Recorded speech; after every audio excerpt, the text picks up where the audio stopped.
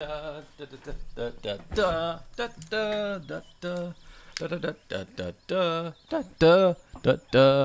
back. Anyways, so I was crossing the square when someone called out to me, "Simon, believe in yourself. Do the impossible. See the invisible. Row, row." Anyways, Gindo Akari was still in his place. Hey, now. Wait. Alice came up and smiled. I immediately sensed a trap. "Where are you going?" "I'm searching for Shurik. Olga asked me to." "And how is it? Exciting?" "Well, I've been drinking, so that should give you a hint of how exciting it's been." Good fire, catch fire, and cream soda.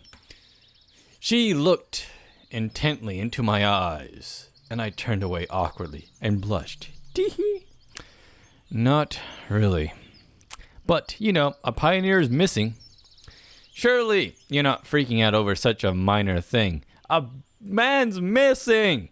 His life's in danger. Do you not care for your fellow comrades, you big-breasted bimbo?" There you go. That's a alliteration.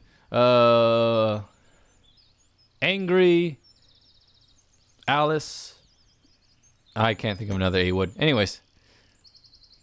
"What do you mean? Only a few hours have passed. Maybe he just lost track of time while having a walk. I should have checked the forest." Certainly I had the same idea, but I wasn't telling her that. "Yeah, that's true. But who knows what could happen? He could be drowning. He could be begging for someone to save his life from an approaching mountain lion." They don't have mountain lions in Russia. "Bears. A bear could be attacking him."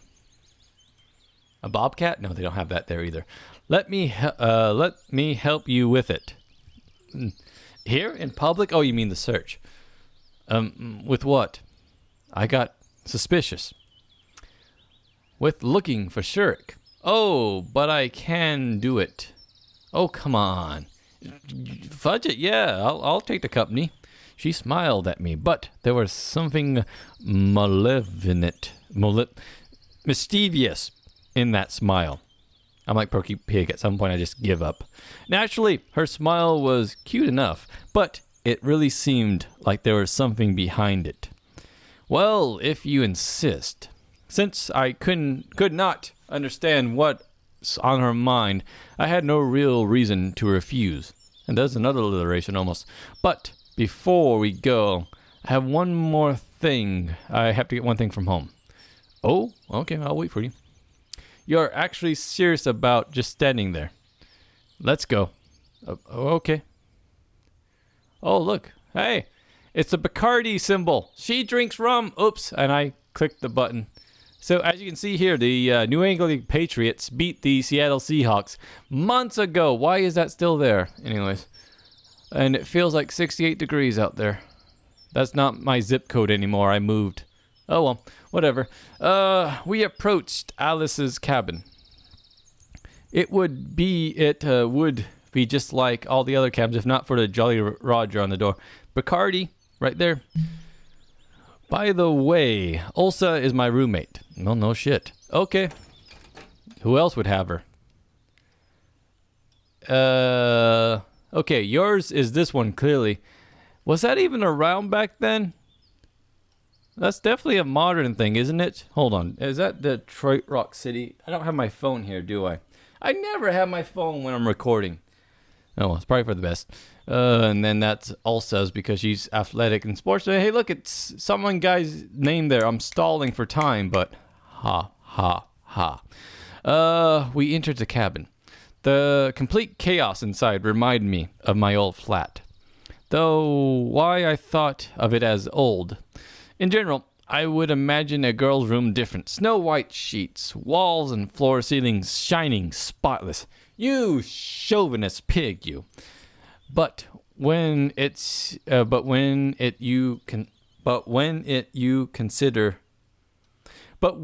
consider that it's the two most exemplary pioneers are living here, We just stood there silently for some time, staring into each other's eyes. Deeply. Deeply. Anyways. Is this those wash pans? Are they doing the old campfire washing? Anyways. And, what did you need to get? Her dildo. Huh? She seemed like I interrupted Alice's thinking. Yeah. It's not actually here. Wait. Here. I'll be back in a minute. She smiled and ran out. She seemed really flaky today. I began to examine her room. The poster from the future, which shouldn't be here. Oh, look, she's growing plants over here in tanks. Okay, that's a bit concerning there. Then again, I would say in a guy's room, that'd be really concerning in a camp room like this, but what the hell is that? Is that an umbrella? Ella? Eh? There's been an explosion.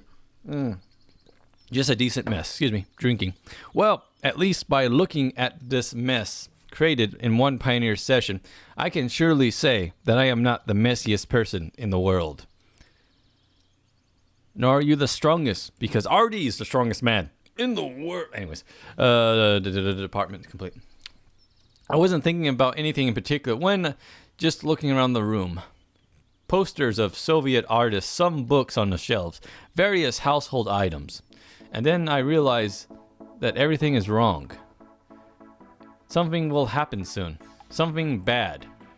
Why did Alice leave me here all alone?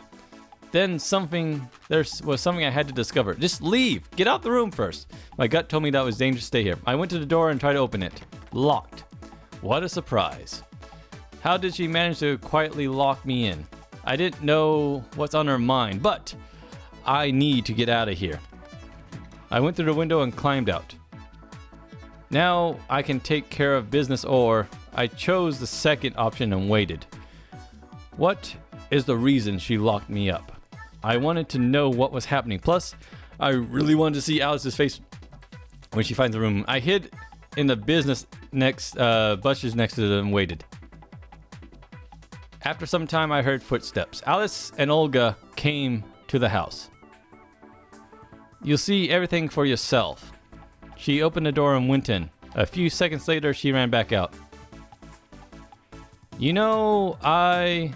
Alice's face looked as if she just won the mouse catching competition, but at the last moment found out that it's not a real Olympic sport. So he just disappeared? Olga asked skeptically. I did the right thing by closing. Yeah. Oh no. I understand everything. You and your roommate, every time it's the same fucking thing. Haven't you had enough yet? But it's true. Really? One story after another. Simon's in your cabin. Simon's harassing you. Why do you keep lying? That's horrible. Alice seemed really upset and, to my surprise, was not trying to argue. On the other hand, it was funny to look at, but on the other, I felt a bit sorry for Alice. She deserved it, though. Our leader finally finished scolding her and left. Alice was mad. You can clearly see here the red of her eye matched her face.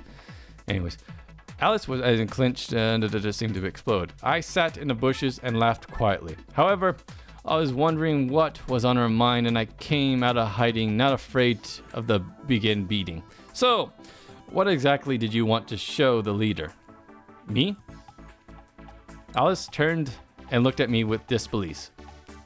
After a moment, surprise turned to anger, and I blacked out. The end, I died. You! What about me? She calmed down a bit. I wanted to get even with you. She smirked. Meaning? You lost the bet. So I wanted to show the camp leader how you were stalking me. I wonder what Olga could find in the situation, but let's move on. I see. Maybe I should apologize to you. I asked sarcastically. Screw you! She went into the house, slamming the door. I wasn't angry at Alice. In the end, I expected her to do something like this. Anyways, I got to go I got through it without consequences. I was very lucky. Her confusion and embarrassment just made my day. Chuckling, I left Alice's cabin, which was about to become my death trap. Yes. Thank God for that. I went for lunch with mixed feelings and a sense of accomplishment at realizing time was wasted. I couldn't stay unnoticed. Olga called me. Simon, come with us. One of us. Anyways, the camp leader, Sylvia, electronic, all sat at a 4-seat table. I nodded and went to get my food. The time I had to spend several minutes in the queue. Today's menu didn't really differ from the other day's menu. No, summer camps is usually the same things, same materials, same ingredients. That's the word I'm looking for. Used over and over again, and it never looked that clean. Anyways, dishes look the same at least. When I sat at the table and wished bon appetit to everyone, Olga said, "You know French? You betrayer!" Anyways, so what are you thinking about? We searched for Shurik all around. It's noon and he's nowhere to be found. Oh, hey, we searched for Shurik all around. It's noon and he's nowhere to be found. I like that. Anyways, I took a note of the... Hey, I'm drunk. I'll point it the fuck out each time. Toss your hair. Showing it off. I wish I had hair. Anyways, yeah, she had the only... Oh, you looked all over the camp for him. I've been drinking. I went all around the neighborhood forest. Olga looked at me, and I helped too. We must call the Popo. Well, I mean, I looked at the bus stop before I got distracted by Miss Volcalcon over there. What the hell is she laughing about? Anyways, maybe we should wait until this evening, I asked lazily. Maybe he went home. That can't be. We're not allowed to leave. Shurik lives 500 miles and 500 more in... I couldn't make that work. Whatever. By train? The nearest station. She paused. I saw it on the beach. Well, a train might not be a station.